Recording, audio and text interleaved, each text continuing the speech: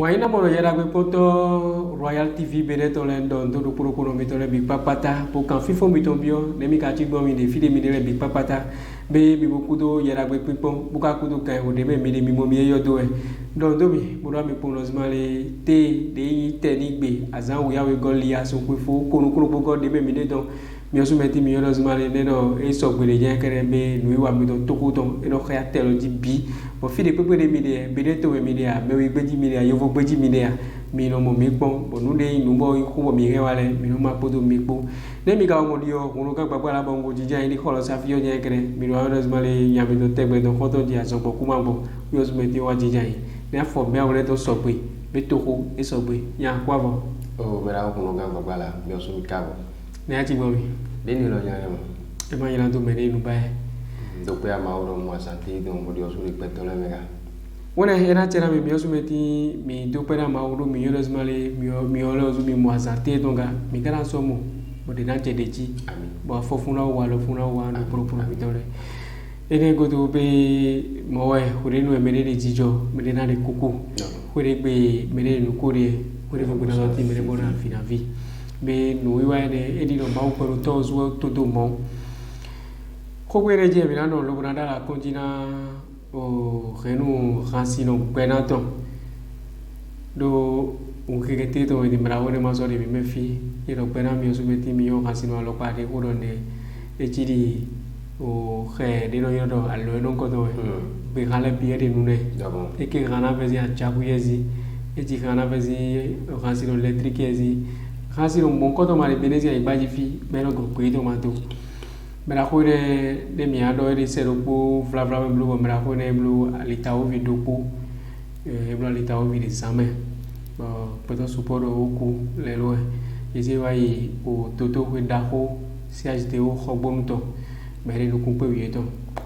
de ma wedo akwa ma wedo joga jobo mera ko ne wasio iro ma autori so de waye de same Biara la konjina me ko yi wana rasiro mon ko dole bi papata de beneto e fi kakai to togodo po Canada la konji pataki na asie bodo vieto le ko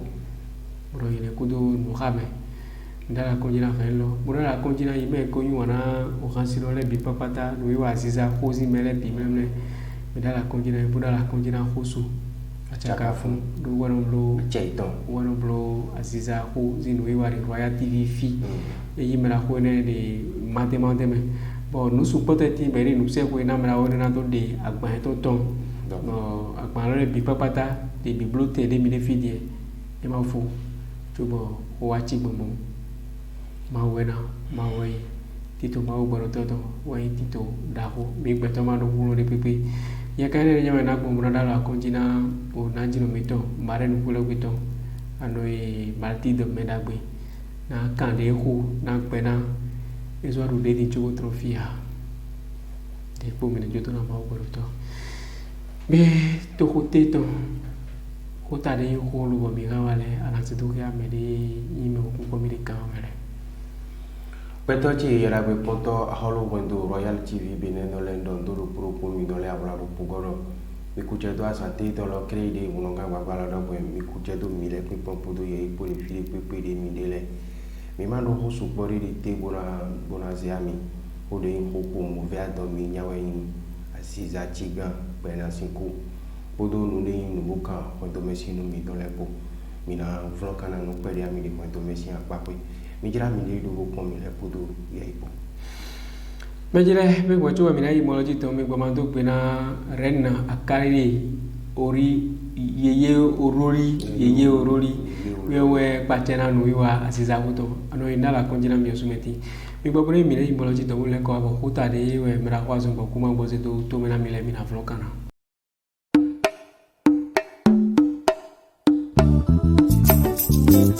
wona pato ya la we poto Royal TV beneto le be mi le ko holo safi bonu iwa te to ko de ho mi he wale mi gbogbo mi le se ye ko le mi mera kwa zo ko ma bo awara flokana ko de ho ba lo de no frele me le ko mi le ile mo poto mi ko Lumboe ndona vloka na hore ko file do wija hemi wa to ho hemi wa bo mi wa cha faro fili kai wo yemeni tana bo mi dona sende yin ngori mi ko file to ke siami bena aziza da ho bombo wene énergie rando brûlé bi patapata mais nous nous y voyons donc bon ewa ligbefili assisation akpakwe randitisi akpakwe le bientôt il y a mon compte le que si ami bomina yin piponto de Mepompotin Royal TV Benin donc mi kon y a mon compte le Rémi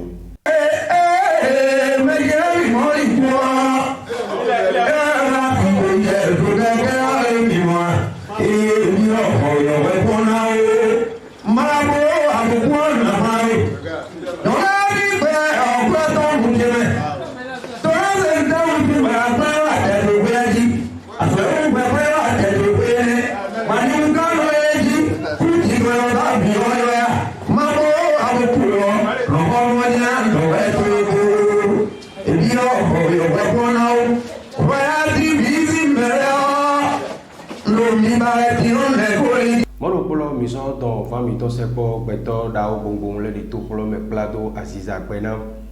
nous de yon wa eton de assisation akpakwe de no no meme bon de no wa no bon de no wa assisation so bon e de kono support ne bon mi dona zeko mo gbe mon koton le po ye mon koton le po le mi do to beto dagbe de kono dagbe na assisa tengbe ju mon koton mi de to mi do me assisa kwena se kui to dokunda ho yi do to mi to ma assisa gbele po assisa pe popo no ngbe na ma kan de ma tin mo ya do assisa lo ji bo na kebo ana ji bo ma ji do assisa ene lo sin pe mene be atan epo Benin to lo daho bo mi ma pe wo vi fo ne mi wa yi bo igbo assisa de na de opo gbe do bo de ade alotro gbe do bo e ma do kan gbele e mi wa pe to assisa ene ji mi no fin gbe na ko le po nu do ma we na mi nu ato dokunda ho de bo mi ma ka wa pe wo pe alodo bo e so gbo ison mi si eyo ni kuto beno fa agbeto emi ambiero na don ni fa ne ndo e kazo no ya uje don no leko wa uyo pe na ni bozo ya ugo wa na mi ube ne vie na mi azo si hangbe mo nko ton devo eta ri school nko ton de yi do bi ndo wo en pe na de budo mi din bon fija nyon benande no se yin ko eton la eme ma mo e vis-à-vis de kon fija wa nyon de ono wa fi mi no ba fa fun lo po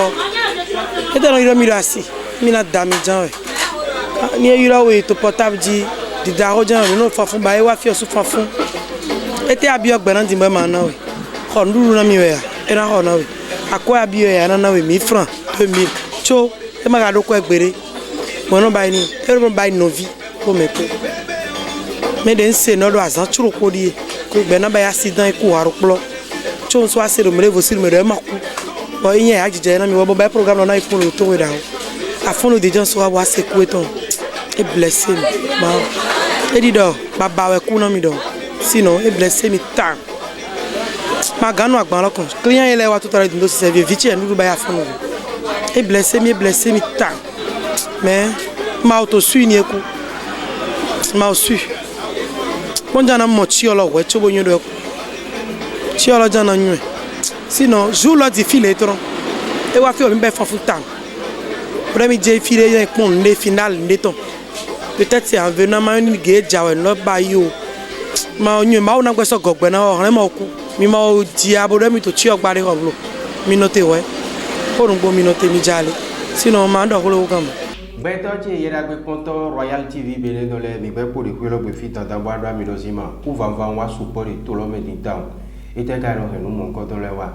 nde no henu mon ko don wa mi don ye ipoti mi don poto fa mi don po sepo we do menu wa to mi don no pobo iti menu support mi do apa ne pe mi pon ye mon ko don le remi me de wuli ye le ami le we me da Hollandri to vi ko podo America so ba bo kwa jiji de no wa ze jonjojo ale yi e no zon no sususi bozono zon doma mona no si bozono zon khoma do ame o menji to mi ton le ton si to mi ton le ton tantan nde yin kwa jiji si alia de gbeme fio na yo povu de wa gbeme tro ndo do o vire jo bo e ma oyun ni bo baba e ton ku e ma o su ko dan ko bo baba e ton ku bo ye di baba lodo ko do e ton bo kan do baba e ton do ko do e ton bo wo suma o de akobo ya khibu ko kan na baba e ton endo viene wa wen boto agoji bodo dun to akode voleji kwa jiji rien na khoza do itetu e rien na du khala de una ko vito devo bo uyo lo de ka do khala ne du ma ho khana to eton doria mele ando ho pajire we ne mi wule akluza tin tro bo no ando mi anse Moi ni eso jiyo pop we so agbamentro. Bedo kplo we no do. Mi ma ze akpajere ne lo do bibeli godo. O jiwe ya we sin fide do Jesu o Kristo lo enya gbigbo ma we do Jerusalem amodo mi le gonfi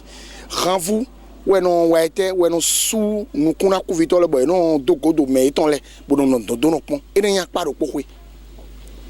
kwa jijizin ya for devo wa indodo be ka divilo be ka yafa afa de yilo e ka jetogun bo ke akwa bo de gedo nyonu ti osijia nyon de o da su aso kubo joido be fa ton de yilo ka na ya chebo e do kodo nyonu ti asuku sigbo a ya tin to enega bon vo nene renu su miton le renu vodun miton le me de le no tin de kwegbe bo de vi ohun ya jabo zebo na yi bo endo wo yin hun dozi asia ye le no form no de renu vodun lo le do fi do yeme ye no de renu vodun do akovi akoso akosi no di do e do yeme no do de mi le mi ton ma o yi fide a wo yo su ton ma o je fide eni lo wen de le bo inu yesi me bo no dahri plak beto e de gbon fona akoba daba aliji si dan de mi no ape ne le e so no azon mi osu jonjoja sun si de wa tin lesi hoto mi bodi popo mi no no han do pan do polo me bo nka fun bo ton avo aja ni e ma nyon ne rozu de po di po hoto gbe po han do ka do polo me no ton avo aja ni do e teltu nde yin vodun bo mi no se de gbe me fi tan nyon si asa me de ne ya do fodun hun panya nde yin vodun awanjo pa le bo mi ado yun sa mere bo ni do sun do poropo le ne na do de afame vodun tintan de wa pe glofi gbẹ̀rún iro vodun pe gbonu kolu kun denu kolu weyin nde de asame ano mi ton le bo mi no gbon mu no wa gbe mi fi bo mi pon vodun mi amoro be o sun do poropo le wi ono na kanjo vodun sapata bo dono go ale nu kanjo e ton flido bo we nu ayin John Georgia bo mi no nu han ro po mi sun si glegbe mi no nu han ro po bo karun ple do vodun ne do mi de le bible me alita wo vinu ho azame e ma mi ro mo do bodo pe na e ron wa mo amo mi do ya ro nde zombo oku ajiji nu adakpla jonjo jale gbon fo nene gbon yon si aliji nde ti mo mi no ro lo de ti mi no ro agba mo ne le nu ebo ne ndo ade tin ton po yon mere ton po bo melo modo ami ka de kwezan yon lo ma rio gadi ade khanji o akwa de asi o bo ade gragla blo bo de sanjado yon ne lo yeronze lodo yunu mu nkoton guame woson chonjojade mi abio ajanu ayonu kenu hunu anagonu mewe anagonu meveve dondo dekpe wiyan kwelo dekpe kuwe afa edomo petumi la edomo edo la dekpe wiyan kwedo dekpe kuwe edo ni do gbedegbe jifi wo ofi wa gbeme lo gbedegbe jan fi wiyan bo yin me ko hen na ku haropo edo ku me ko ri matin gbe glo fi leji petumi la edomo wo lowe dodo mi do na no cho mi de le dogbe sule gobo peye sule na inde bo mi nanu yimbo soro fo ohwele ponu betoji ira gbe poto Royal TV bele dole e atia ro poropo mi do mi kuto mele pipon poto ye ipo no ne inu boka wento mesi no mi dole mi don fa mi don sepo wento mi no choto vodun oku ajrangwe bo eti me no supo ami ndo no le inu mo nkoto si apakwe me de wuri ye mo nkoto ami lewe Tatiana bonu poto chaka akwanji nupo mi pon ye mo nkoto le Remi togodo ya fide ya no boison sedo o fa e besoin fa mi no kam no kiti mi lo si gbedo po no ejo no e finale mi no detail bi guga ko no dore me o ve bene tro bi do kai do na jijo gwe do na jo yi to na yo gigwe do na yo amo gugu no dore me o be ba do do so don ye ni yiro numéro origine ho do din numéro di 97 13 53 05 negbe yiro numero lopo togodo meloria nano fibo yiro melo nsebu de gu negbe na melo ziko nano fibo yiro melo nsebu de gu ina ti ami le gbe pibo do mi no dike mi no pon mi tata jawe flewi na no te ru ba do mi lo sima no le inu boka ko de wode bu kai je gba mi afole mi ra ko gbagbara mi ma se ko de no le mi fo wina pato era we poto ina cha ro puro mi to le mi kudu o yele pipo gbe na doro mi tra do o yerole ne mi de kansi o mi to gbe na zi yele pon buka di do to ko de mere di doro wi to di do poto supo si agbazana jeto bo ali to supo de amlo do ma o kana di ke bo no akoba ne le ina no la na mi tata na lo kansi ro gbe na e mai kansi ro keje de bene to mi fi no to ko na we ni no nyama me de ba to na sine ero kiri poro ti o to nyamina mo kwe tanta bona yo no be ku e bla o peri e bla o maka mado kuno ni na do kurenu e alita o vision tambo ne e mi ado kre ye ho zunde so ko be to le ye ho pe to le supo de be ne to be fi wo ku kan taw na do be ko ya ni to lo kan cho kan cho bo ma o be ro to ro de na yi mo wi ne mi o su ma mo ka gwe to le pe lo ka do to mele zi kaka bu zi kan do mera ho riskulu ne do khasino da ho mo ko to le de do ku sen mi da ho mo ko to le na de kuku to mi de be ne to be fi alors pas te dire si ça te veut na no de yogo o beto chele honu boma ko ri mando mi we so ke vlo do puga pazaji isrofu do be na yime di bo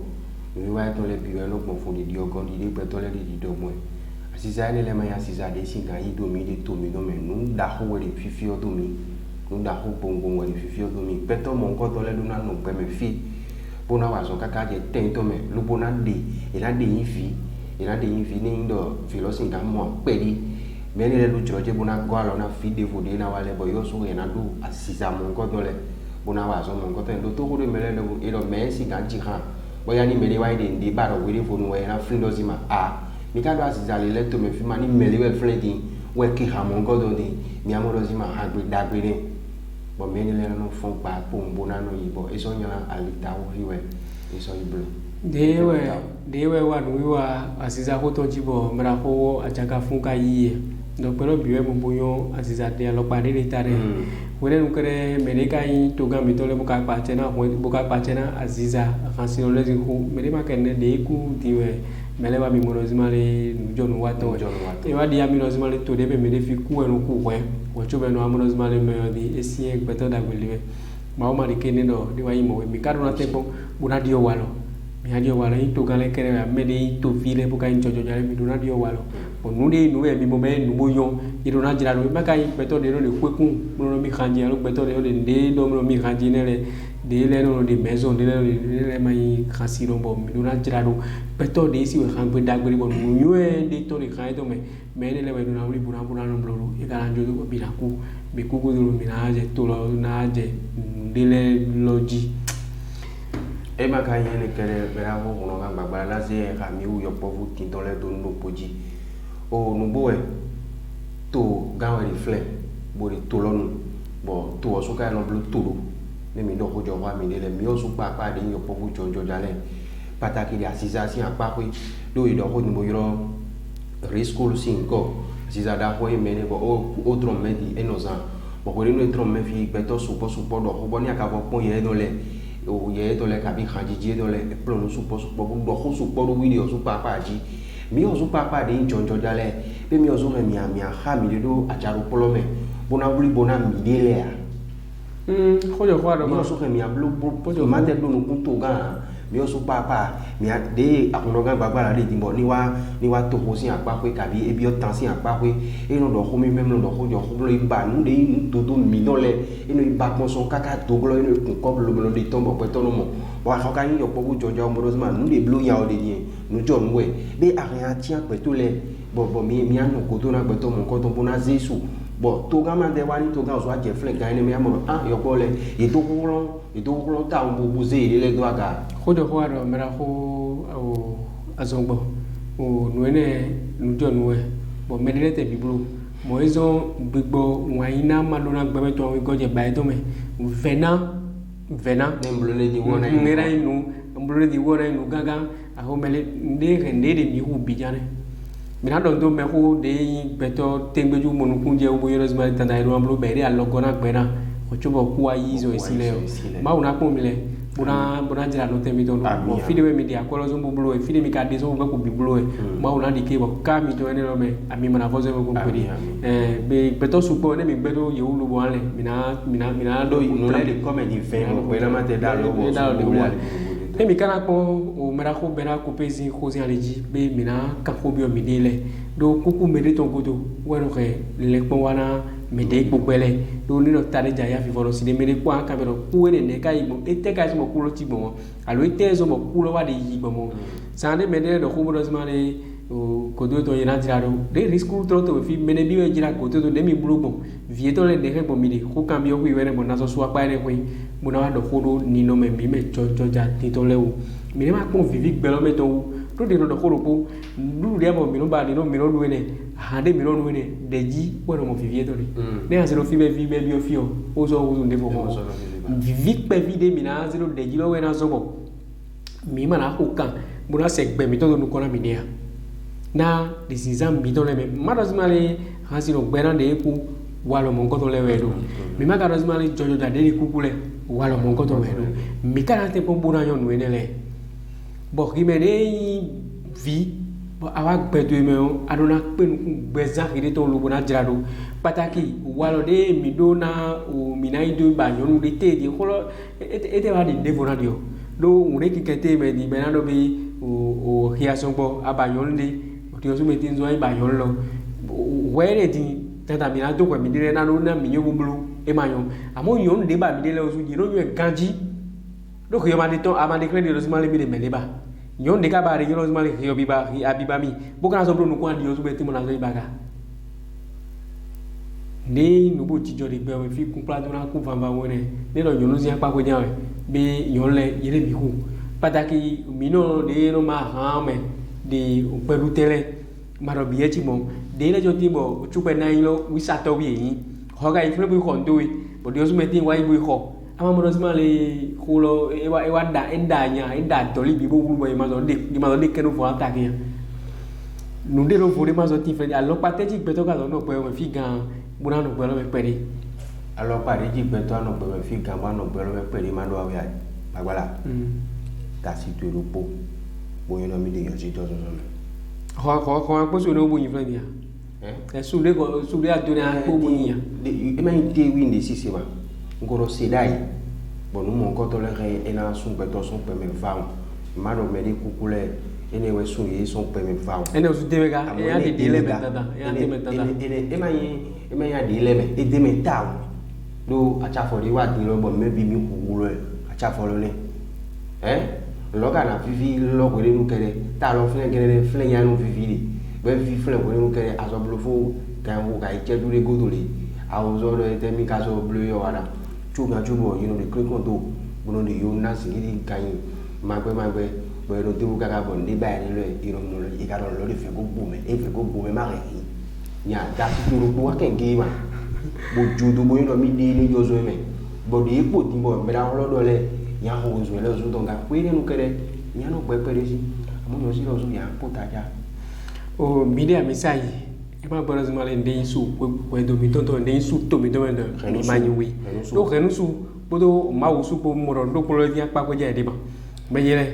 ma nyoe do zuma le ko do le yon de ba ni nyo kwa nu kundu me ne bia nu kundu me ne vivi nu kundu me mo ne ko zo ai je yo nawo mi o su meti de ga isu lo le mi de ke awon pere me de ai ba yon lo be vivi de no ya o se njo amero ai bebo ido akoto to gbeto awego ena to no me awo be na je kodura do ko yoro zuma le afiro ne gbeda afiro ne kere o yo jeno yo yenu seju de modo de don de ne ai cambio gbeto ne mi se gbeto woro tete di ma camero e te so mo mi no ba ko ayoro nya podo vio po yi ba kai ba ya do rosemary de konto mi no po de no vivi de no yi megbo o de no to gbegbo o yo ma de lo de mo da ibe ga do me o le di kere nya vivi ya o gbe no to wa o alo adia o kanu we alo de gbe na ko le gba le ye gbe si apo de le ma po le se je no seju amo ma yo me ma ndo do me le nyo la ma ye ma yo ni mi blo mo ya ngumi ma e ye ma e ben le be ko me kolone me yele ndele mi wule esupo ma gboro to kana de ke bo mi na dio walo bo since ne yi mi le tepo bo ne yi walo de since do le mi le zan me ne ma since ko se to ponwe mi ne since ko se to bu ka yi zato ena to gboro no ko mi pere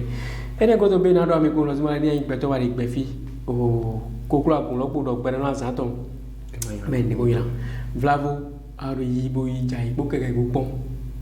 me sidan nya ga do ne ame ku ana ku wa no mi bla sidan ne me logo nya ga no wa no mi bla sidan ne ba wala wa ya ma si pon we do ene yin pe di ma do nda fo de jawo chubo ana yi apa de we o be na ho be na do ho de ho to le be e do gbe su yin si apa pe renu su yin si apa pe mo ro polo fi yin fi mo ja mo yi de ko do ga yi de ko do ya e fi yin fi bo de bo wa gbe me e ma mo to ka e ma mo no ido bo kanyido chubo no akpeme bo ka hi me ho yo blo no le wa kwa ko jiji bu kwa na ja ko jibo ja I don't think ya se we ija do gbe yan rosmale me oku do oku me ku mo so la gbefi ise ho de no ko ya me oku de me mo ise ho jo de kan no ho me ya ma do no ko de mi ayen de kan no si apa we no si ma ni ata ho mo pelo bi me mo fi pe kaka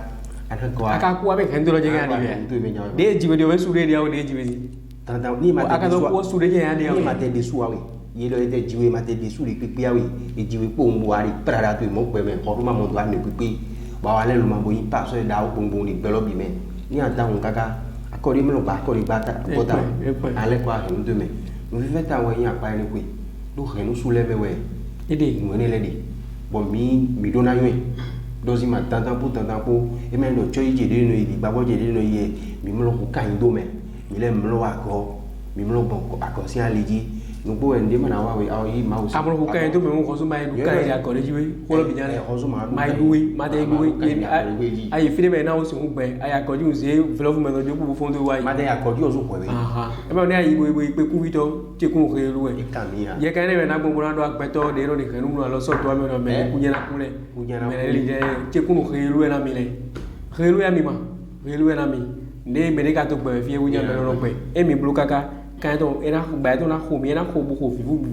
vite que mi dele ba pata de na no me lo mi je mu kon mo ka ni ko ni wa lo so to re de wi me ma yo me do be je do mi o do ma yaji bo wi do e na yi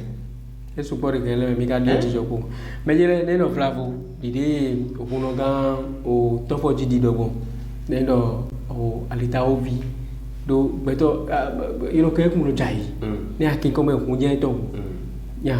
ya masin e no gare aba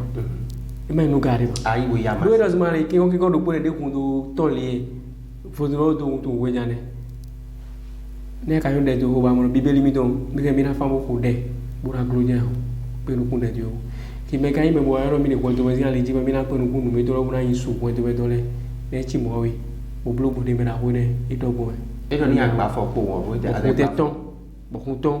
no ga ja ro ka ko bi afo de mi ka gba ne mi na gba fo lo je do gbe to support fún mo ma gba fo ho ga je fún gba fo de je yan e ga ron pa fo ko be to so ka ma gba la ha ma gbe gba fo ko mo ja iboku mo be de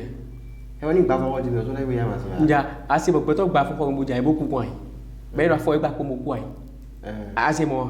e te na zo gbe to ra fo gba tegbe bo fi lo mo kan ne ga ko ga gba fo ogun ton nu e bo mi do na kan be mi de ko de we don ai keke bo ibo jai me logo janga we pere be ga wa janga me ko janga se ho we mali sida mi au bla sida ho de no yigbon e de be ho le gbogbo to ji pe fi mi le te po mo gbe kan ho do mi ni gbe kan yo kan ho lo nu be gbe to de no yi mo gbe no to no ku sai po mo lo so fu ba ga mo jai fi adore kan ho bi o ki ko mo wa go ko adora de chi mo adore kan ho bi o gidi to ni ai mo ni mi ado mi se gbe na si nu wa lo te di ni mi ado di mi asida na gbe na mi lo nu o bla sida de ko dai ne flavo o se koyo alobo yi blobo ya masinde ewe ma de do koyo na de wa de kaka kuna chile to ni ai po peto de do blasi dan mo kule an se we yaro yo blode yo blawe yo blaton ni setu e sie we na da sidan blobo na do ne bili baka abakini ma ya san de asame amaya san we zo mo dio ma club to gudo mi ya lo to me fija mi dia ne chimo mi te bo to se po me no yo me yo blole ne to we to puto se po vera ho to fo ji ne to we to puto mi le ma to jira me ni amo ko ni mi se be ko bu na fe mi do gbe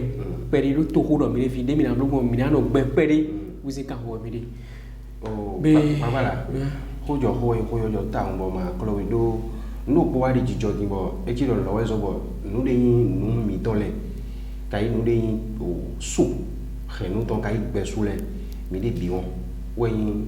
ise de wa Jesu Kristi de wa mi lo e ma ka wa na mi do si ma mi ni jonu mi do le do wo su pa do mi we to le me do si ma mi ma wa na do a hemble atavo na do a heni ho i kan se ibe do ma i kan se do si ma de si an wo Moise do le me lo e ka je do si ma lo mi ni so le aji be do mi ma wa na he se Moise do le gble atavo na do a heni do de fe bu ve pata yi do si ma ni wa na come no to di wi bo di wa chi do si ma isi lo wa di bo nu di ko to be si mi do le jo di ni pa fo na bi pata bo mo so lo fin de pe ba pero so ko ma ti pero so ko ti mo re me si se mo si se ho do pe ma mo to na bibeli lo re do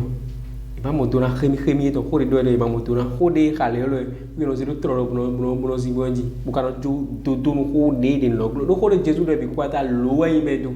yi no cambio te do ri bomodo mabatona lo remi to flo mi dali buko do nei mi pombo se ni baro mera ho ni ganji mera wo mazumi ma o me gbe dondi mi ayi do zimani mi zun fa peto le godon le de dio matin mo to akwento me ndi so di mi le di lo ko mi di kwele bi mi le mi de ko wole bi ko nga ne mi zun fa mi go zun fa me le godon le e chi di ami do zima mi anu pesi o kwere gbenya me mi tron asere ko do bo ase ba ko do aruna to se ko me ko de ko do bi le bura yo de no no ko lo gbe afote no di aruna yo ne le ma yo be ko je gbe bo chi ku to no muri wala ko to aside ko me ame ye ma titio asito la je bo da me ye ma yo asito ko me ame bo afo do bo mu kan ne bio aka me ko me le mi gbe to ko do wa ro sara ku be je no wa te to e na ho mo do o mi o su me ti le mi ado alu me mi de fi alu me mi de e ko wa mi ta won so bo no wa lo su we e te yo blo su mo mi ablo mo to ora do ti ro mo be je le te to ya ma ho ga mo mi ha don to mi me de no ko mi le bura mi lo ma o baro to na ko mi don to fan club to ko to pera asiza ko zi me bi ko pata maren asiza ko to rena kare mi to be ami so to pera maren ko lo to ya gba o bati de me dagbe don do papa mi do me la ko natana e lo yin fu do be ami so se to pera me no ko mi le bi ko pata bura mi lo te do mi la di bra se boro fine fine ja mi ase boro do e ma yon bla mi job lo pale ko ko mema tari jayi we no kede tari we no ko asiza sin kanu bo ko